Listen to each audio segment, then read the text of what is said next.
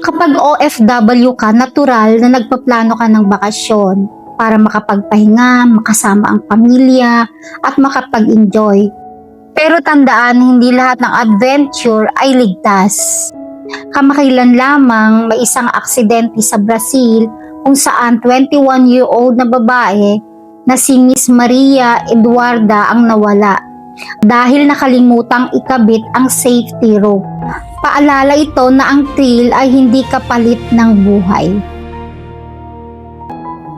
Success is not about material thing. Ang tunay na tagumpay ay ang makauwi ka ng ligtas sa pamilya.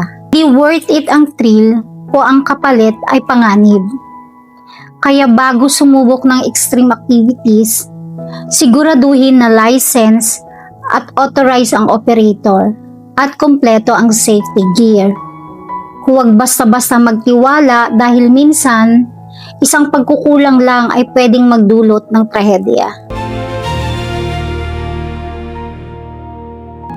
Kaya kung nagbabakasyon, always check kung legit ang travel agency or adventure group.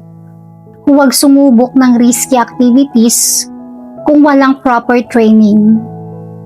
Mag-research muna at huwag manghinayang magtanong tungkol sa safety protocols. Tandaan, mas malaga ang buhay kaysa sa temporary excitement.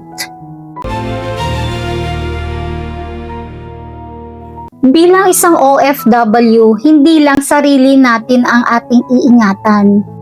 Nasa atin ang pangarap ng pamilya, ang kinabukasan ng mga anak, at ang tiwala ng mahal sa buhay.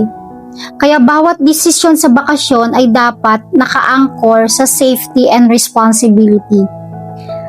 At higit doon, mahalaga rin na may insurance at financial protection para sa pamilya. Dahil hindi natin alam kung kailan darating ang unexpected incidents. Pero pwede tayong maghanda. Ang kwento ni Maria Eduarda ay paalala na isang pagkakamali lang ay pwedeng magbago ang lahat. Kaya mas mabuti na handa tayo sa lahat ng aspeto.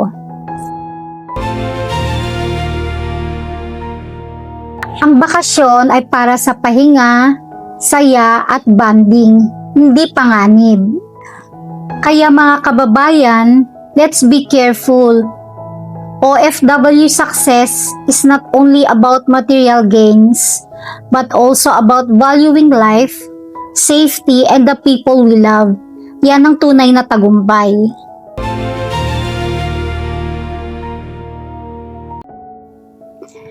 Kaya mga ka-OFW, laging mag-ingat at higit pa doon, laging maghanda. Ang safety at insurance ay hindi gastos. Ito ay isang investment sa kinabukasan ng pamilya.